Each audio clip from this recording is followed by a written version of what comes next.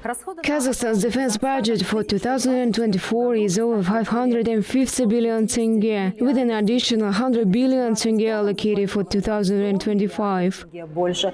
However, even with this increase, it still falls short of 1% of the country's GDP. In the Kazakh Parliament, there are ongoing discussions about the need to significantly boost defense spending, especially given the current geopolitical landscape. This comes amid the clear successes of Kazakhstan's diplomatic efforts. Member of Parliament Aigul Kuspan, who leads the Mazhilis Committee on Foreign Affairs, Defense and Security, has spent many years in diplomatic service. It will be an insightful conversation on how to maintain strong alliances while keeping the military prepared. I'm Uliana Ashimova, and this is The Profiles, a project by the Silkvi TV channel, focused on those whose decisions and actions truly make a difference. Our foreign policy, especially diplomacy, is our current line of defense. How did you feel about the initiative? I was genuinely excited. Nothing like this has ever happened in the Mazhilis before. It wouldn't be just about being ready to fight without any particular skills. I would already have the expertise. And for development, we've often short on funds. We need to make sure our army operates with integrity.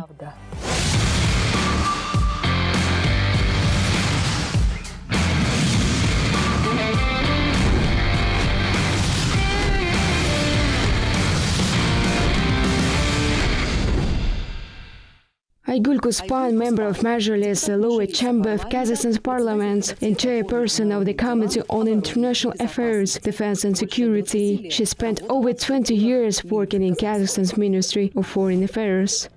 Aigul Sayfulakova, good afternoon, and thank you so much for joining us today.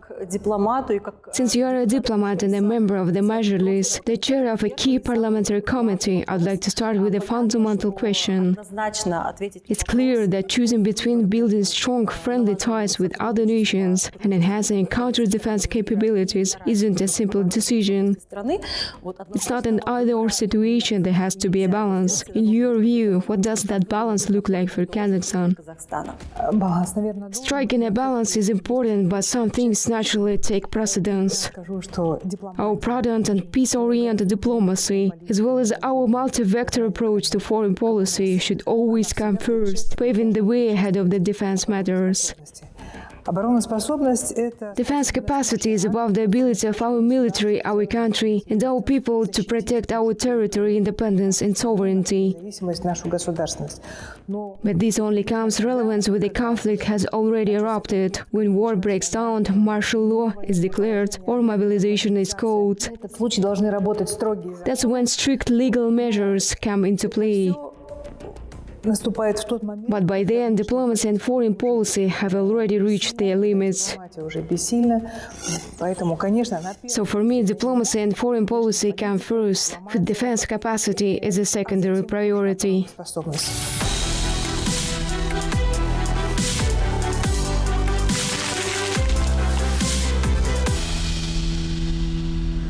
Aigul Sayfulakova, you mentioned interparliamentary cooperation with legislatures in other countries. Could you break it down for us? What do you usually discuss with foreign parliamentarians? Let me assure you, we don't travel all over the world. It's not some kind of parliamentary tourism. Parliamentary tourism, I love that phrase. We are allocated a modest budget for this trip, so every visit is carefully considered, whether it's truly beneficial for Kazakhstan. For example, strengthening ties with our Central Asian neighbors is one of our top priorities. Right now, relations are growing stronger at every level between head of state, prime ministers, foreign ministers, and specific ministers. And we, as parliamentarians, contribute to this process too. For instance, the chair of the Mazhilis, Kuspan, recently made an official visit to Kyrgyzstan. What did we talk about? It was a bilateral meeting between the officials of Kyrgyzstan and Kazakhstan, where we reviewed the progress on agreements made by our head of state, such as ensuring a steady water supply from Kyrgyzstan during the summer months and building a logistic hub at our shared border. But why Parliament? Isn't that the government's job? Believe me, the government is actively involved too. But how can we ratify an agreement if we know nothing about it? That's why we need to be informed, to visit, to see things for ourselves, to discuss with our counterparts, and to monitor the situation. Parliament has an oversight role as well. We coordinate all our interparliamentary meetings with the Minister of Foreign Affairs. When you say coordinate, what does that mean? Do they give you instructions? Not exactly instructions, but we do verify our country's stance with them, what we can and can't say to avoid any missteps that could harm our relations. At the same time, they will often tell us what points we should emphasize.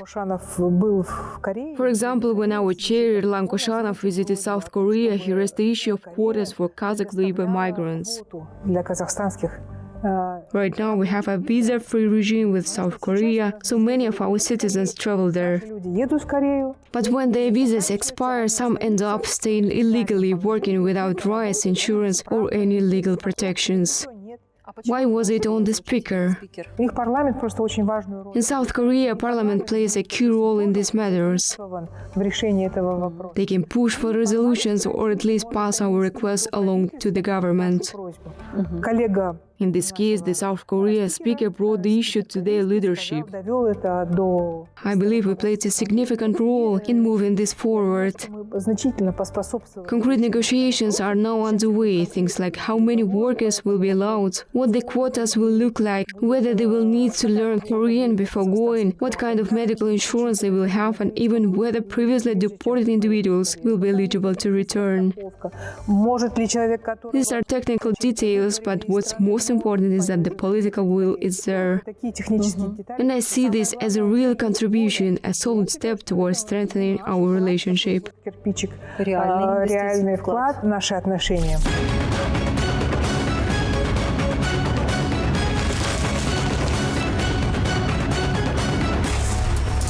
Aigul Kuspan, you are heading the Committee on International Affairs, Defense and Security in this convocation. Most members of your committee are men. Does your diplomatic background help with this work? And how is committee structured in general? Do you usually find common ground on the issues you present, or do you have to debate and convince each other?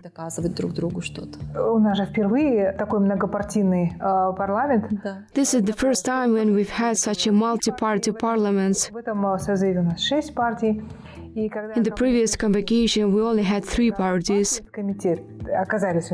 Now we are working with 6 plus 1 independent deputy. When representatives from different parties joined my committee, I'll admit I wondered how we were going to work together. Especially since the issues we deal with, international relations, defense and security, are so delicate. These aren't topics where you can just play the demagogue. We need to stay focused and work as a team. Honestly, I was a little apprehensive at first. But we quickly found our rhythm. As someone serving a second term and continuing as chair of this committee, I made it a priority to explain to my colleagues what our responsibilities are, what we are here to do and what we need to avoid, particularly when it comes to making statements that could have serious consequences. And as holders of classified information, there are rules and restrictions we need to follow. Once I laid everything out and shared how I envisioned our work, I noticed a lot of interest and engagement from them. For instance, after we discussed the challenges our border guards face, like living in former daycare buildings, like improper outposts and dealing with tough conditions, 4 deputies, Kuspekov, Nurtaza, Rozhin and Kerimbek, stepped up and volunteered to experience it firsthand. Rozhin posted about it. Yes, they went out last summer. We coordinated with the border service so they could undergo training and serve at the borders with Kyrgyzstan and China. They even lived in tents while they were there. How did you feel about the initiative? I was genuinely excited. Nothing like this has ever happened in the Mazhilis before. People often challenge us asking things like, have you ever served in the military? Do you even know what it's like? And for me as a woman, it's not uncommon to hear, what could she possibly understand about these matters? Even though I have an extensive experience and feel I understand these issues. Some of these MPs who had only been through military training at universities but had never actually served in the military took it upon themselves to go. I fully supported them. I coordinated with Mr. Aldajumanov, the head of the border service, and we made it happen. They trained at the border academy first and then joined cadets. They climbed mountains with them, including Satpaev Peak, former Soviet peak at 3,400 meters, ate the same meals and slept in the same tents. They fully immersed themselves in the experience and really took everything in. This wasn't window dressing. Still, it turned out to be quite the PR moment. That's true. Though there was some criticism, there always is. People will always find something to complain about. But the real goal was for them to experience the reality, identify the issues, and figure out how they could help. And they did just that. Since then, they have been working hard to address these problems. For instance, Member of Parliament Kuspekov has been keeping a close eye on the construction of outposts along Kazakhstan's northern border. There have been delays with construction cutting corners, budget running short, and in some cases, outright fraud. Kuspekov wasn't letting it slide. He has been keeping a tight grip on these contractors, calling them daily, even on weekends, traveling to the sites and personally checking on the progress. The other MPs have also been just as dedicated.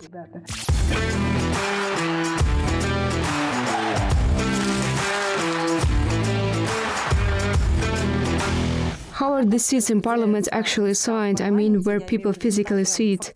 It's all done strictly alphabetically. That's how our system works. Here's where I sit. Who sits next to you?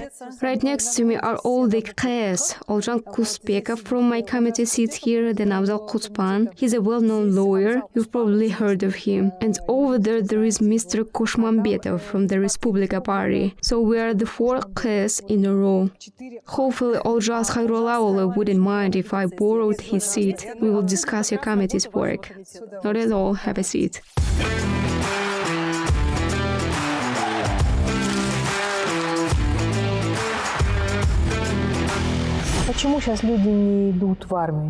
Why aren't people eager to join the army these days? We've actually looked into this. First of all, we need to change the way society thinks about it. The attitude towards the military still carries remnants from the Soviet era, where the army was seen as a school of life, best attended remotely, or as the pages ripped out of the book of your life, with all those stories that go with it. Were those just stories, by the way? There was hazing in the old days, but that kind of thing doesn't happen anymore. The type of hazing we saw in the Soviet era, where all the soldiers would bully the new recruits, is gone. Really? Yes, these days recruits only serve for 1 year, so that's not an issue anymore. But unfortunately, there is still some mistreatment from mid-level officers, like sergeants and warrant officers towards the conscripts. And sometimes senior officers can have unprofessional relationships with conscripts. It's something we need to fix. We need to make sure our army operates with transparency and integrity. We have to be honest about the problems that exist in the military, recognize them for what they are, and only then we can address them. One of the major issues, in my opinion, is the health of conscripts. Сейчас очень The medical commissions aren't doing their job properly. я не буду говорить каком. I visited one enlistment office in Almaty, no need to mention which one. I will avoid calling anyone out, and I saw firsthand how the medical checks were done. Медицинская комиссия. Там сидели. The doctors were retired, probably good doctors back in their time, but the way they conducted the exams was basic. И они вот просто говорили военным. They would just tell the recruits to do a squat or check their eyesight in the simplest way. Самым простым способом. Они They didn't even have the young man's medical history. этого парня. А он, может быть, He may have had severe hepatitis C a few years back, and now he may be developing liver cirrhosis. я не знаю, какой-то начинается цирроз печени. But you wouldn't know by looking at him. He seemed young and healthy. Он молодой, здоровый и все. There is still no connection between the military medical commission and civilian clinics. И поликлиника. We need to have the full medical history of every recruit, including their medical health. В том числе его психическое. The second major issue is with the commanders. Это вот командиры. They're crucial. Командиры. How they treat their soldiers matters a lot. Командир, вот он, если он If a commander is underpaid or dealing with personal issues at home, he might take it out on the conscripts. ну не конечно, но он начнет So we need to raise their salaries. зло на срочники. We also need to be more selective when choosing commanders, especially surgeons. Сбор командиров, то есть это вот сержант. They need to be well trained, as we need them to be, as they used to say, like a father to the soldiers. Говорили, отец солдатам. The parliament is currently working on a law regarding military patriotic education, and you were one of the key people behind it. Let's talk about what that means. What kind of changes can we expect for young people with this law, considering it's all about the education? У нас в стране действует In our country, there are about 8,500 military patriotic clubs, groups, and organizations. кружков. 22 of them are under the Ministry of Defense, and their charter specifically require them to focus on military patriotic education. Записано, что они должны заниматься военно-патриотическим. The others do it to varying degrees, Постольку, поскольку. over 8,000. Вот. Чем они занимаются? Какая Exactly, but what exactly are they doing? с детьми? Что они им говорят? What's their approach? Решили, что How are they working with the kids? организации объединить, What are they teaching them? выработать какую-то для них методику, какие-то We realize there is a need to bring all these groups together, develop a unified approach, create some guidelines, and figure out how to monitor them and set clear goals. законы о военно-патриотическом воспитании, он должен был быть That's why we started drafting the military patriotic education law. о патриотизме, о военно-патриотическом воспитании. Originally, we thought it would be simple, but as we got into it, talking about patriotism and military education, a whole range of issues popped up. Conscription, the army's image, whether people want to serve, deferments, military training in schools, military departments at universities, and more. И прочее, и прочее, и прочее. The law quickly accumulated numerous proposals from members of parliaments, which we then discussed with government agencies, ministries, and government itself and among ourselves. Правительством и между собой, естественно. Сейчас Currently, military training in schools and colleges is often taught by people with no real military experience. являются людьми, порой вообще не имеющими никакого. In the past, they were retired military officers, sometimes former colonels. Допустим, люди, отслужившие в армии, там, бывшие полковники. I remember that from my own school days. У меня преподавал, Yes, I had a World War II veteran as my teacher. рассказывал, у нас глаза горели, When he shared his stories, it lit a fire in us. которые об армии ровным счетом. Now it could just be a young woman who doesn't know much about the army, who's only studied the textbooks and is reciting them to the students. Ввели такое положение о том, что In our draft law, we've made it a requirement that teachers must have actual military experience. Either they have served in the army or at very least attended a military department in the university. в ВУЗе. Теперь вот эти Now these military clubs and groups will be overseen by the Ministry of Defense. за них отвечать. Оно будет They will be responsible for them, sending out materials, checking on their progress, and ensuring they're using the right methods. такие вещи, You can't just leave something as important as military patriotism to chance. пускать на самотек. Why not the Ministry of Education? Потому что от The Ministry of Education is too far removed from the army. подготовку. We've suggested that colleges should set up military departments as well, which they currently don't have. Сейчас таких военных кафедр Our president has been talking about raising the status of vocational professions. профессий. If military departments were established at colleges, especially larger ones, students would be more likely to enroll. And it makes sense. Допустим, вот For example, I saw a telecommunication college in Almaty. там учатся. There were thousands of students there. Если они, это же This could be the future communication specialists who, in the event of war, could play a key role. связисты, Very important specialists in times like that. будут обеспечивать коммуникации, телекоммуникации.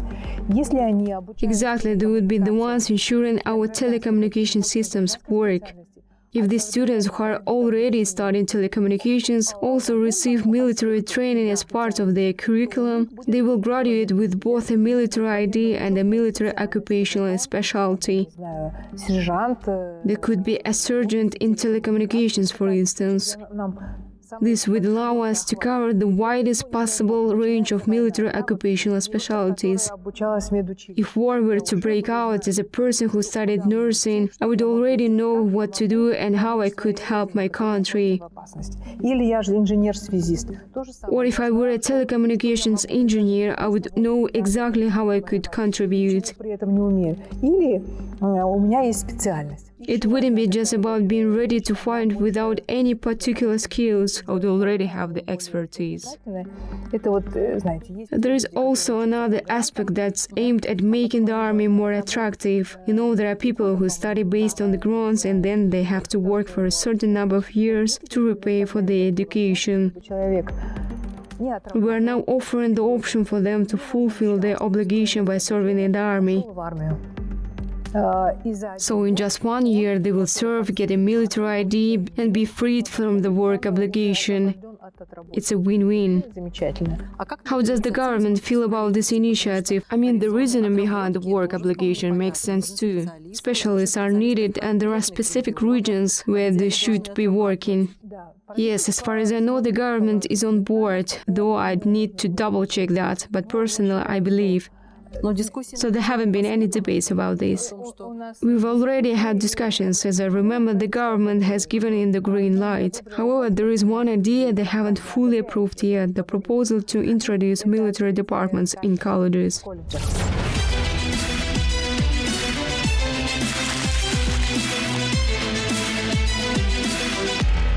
Ваш коллега по комитету Ермурат Бапи Your fellow committee member Yermurat Bapi recently made an emotional case at a meeting, arguing that defense spending should be raised to 1% of GDP. хочется понять That's obviously a significant amount. суммы, конечно же. What does this 1% really mean in terms of numbers? And does our military actually need such a big budget boost right now? Бюджета. Я с ним абсолютно I completely agree with him, эмоционально я его понимаю, потому что мы, я говорю, and I understand why he spoke so passionately, because we are all really diving into these issues and we see it firsthand. любовь военнослужащих. Это для It's not just about winning the military's approval, it's about improving their conditions. конечно, идет по поручению главы государства. There is already an increase in the budget as directed by the president. На погранслужбу хорошую сумму выделили. For example, the border service received a substantial allocation, about 300 billion, for building outposts and buying equipment. О необходимости повысить бюджет. Потому что Why do we stress the need to raise the budget? Because the military has current operational costs, things like food wraps, food, daily necessities, and regular services. на службу ежедневную. А должен быть бюджет на развитие. But there also needs to be a budget for development, research, experiments, training, and new skills. Разработки, да. На какие-то эксперименты. That's what we mean by development. На And for that, we're always short on funds, or sometimes we don't have any at all. вот на развитие у нас не хватает денег. А порой And what about the day-to-day upkeep? Бытие. и на содержание житья бытия. Even for these basics, we're often running short. Мне рассказывали, когда я только сюда. When I first joined, I was told about this. Они, военные, просят For example, the military might request, let's say, 100 billion for the year. на год. Им говорят хорошо. They go through the process and in the end they realize they don't have enough and they end up making cuts, usually from the defense budget. Экономию совершают. So defense is the first to feel the cuts. Yeah, we live in a peaceful times, everything seems fine, so defense spending is not prioritized. Но вы сегодня столько раз You've mentioned the critical moments multiple times today, talking about our military capacity at the critical moment. So what's the right wording if it happens or when it happens? Если или когда? Нет, я должна по, так сказать, по... No, I have to approach it from the perspective of my committee. Бог, конечно. Пусть этого не будет. Of course, I hope it never comes to that, but as I mentioned earlier, our foreign policy, especially diplomacy, is our current line of defense. Заслон. Это наша помощь. That's what we rely on. Со всеми. Мы выстроили по всему. We build strong relationship with everyone, and we are known for our peaceful stance. Хорошие отношения. Нас знают нашу миролюбивую политику. No one can accuse us of being aggressive, Мы, значит, агрессивно себя ведем. of undermining other interests. Опираем интересы наших внешних каких-то игроков. Exactly, of stepping on the interests of foreign powers. Согласие. Мы вот про эти вещи говорим, как про что-то нормальное. We talk about interfaith and interethnic harmony as something natural, something that's just understood. Этот час X не настанет. Вот. Привлечение иностранных инвесторов. But no, it's actually our strength, our assurance that these critical moments won't arrive. Сложная геополитическая ситуация во всем мире. Attracting foreign investment is also a way of ensuring that this moment never comes. Мы там использовали формулу. Right now, though, the global geopolitical situation is so complex, and there are so many forces trying to push us into choosing sides or adopting the enemy of the enemy is my friend mindset. Нейтралитет, страха. Our neutrality isn't based on fear or indifference, it's based on strategic prudence. Благоразумие.